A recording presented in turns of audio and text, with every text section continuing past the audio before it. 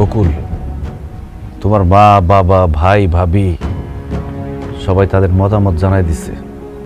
তুমি কি কিছু বলবা? আমি আর কি কমু?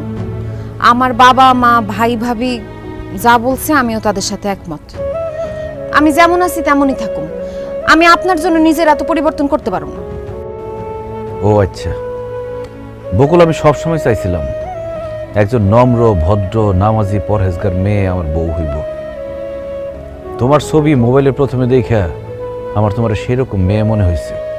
এই জন্য আমি আর দেরি না কইরা তাড়াতাড়ি টেলিফোনে বিয়েটা সেরা ফেলাইছি, যাতে আমি দেশে আসতে আসতে তোমার আরেক জায়গায় বিয়ে না হয়ে যায়।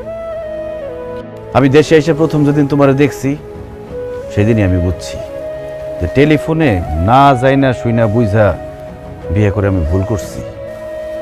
বিয়া স্বামী স্ত্রীর সারা জীবনের বন্ধন, দুইজন দুজনকে দেখা যাই না শুই না তারপর বিয়া করা উচিত। টেলিফোনে মানুষ বেশিরভাগ সময় মিথ্যা কথা বলে। এই যে যেমন তুমি, তোমার পরিবারের আর মানুষরা আমার টেলিফোনে ভিডিও কলে যেমন দেখাইছো যেমন কইছো, বাস্তবে ঠিক তার উল্টা। আমি বাড়িতে আইসা মনে মনে যেরকম বউ চাইছিলাম তোমার সেরকম গইরা তোলার চেষ্টা করছিলাম।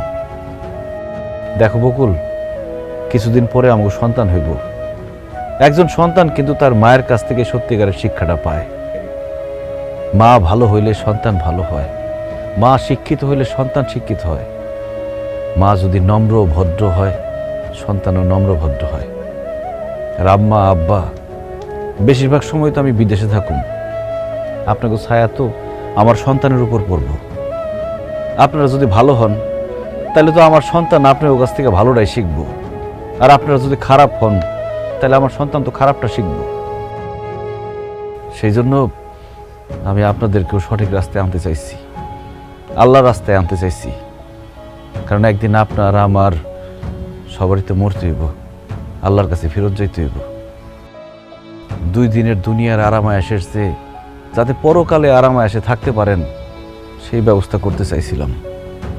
কিন্তু আপনারা যেহেতু আমার কথা শুনলেনই না, মুখের উপর আমরা না করে দিলেন, তাহলে তো এখানে আমার আর থাকার কোনো দরকার নেই। বকুল, কোনো বেনামাজি বেরোজগারি বেপর্দা মেয়ের সাথে আমি সংসার করব না। যার ভাই একজন নেশাখোর, মা একজন মিথ্যাবাদী, তাদের সাথে আমি কোনো সম্পর্ক রাখবো না। এই সিদ্ধান্তটা আমি আমার আর আমার ভবিষ্যৎ প্রজন্মের কথা চিন্তা করে নিলাম। বকুল, আমি বাড়িতে যাইতেছি।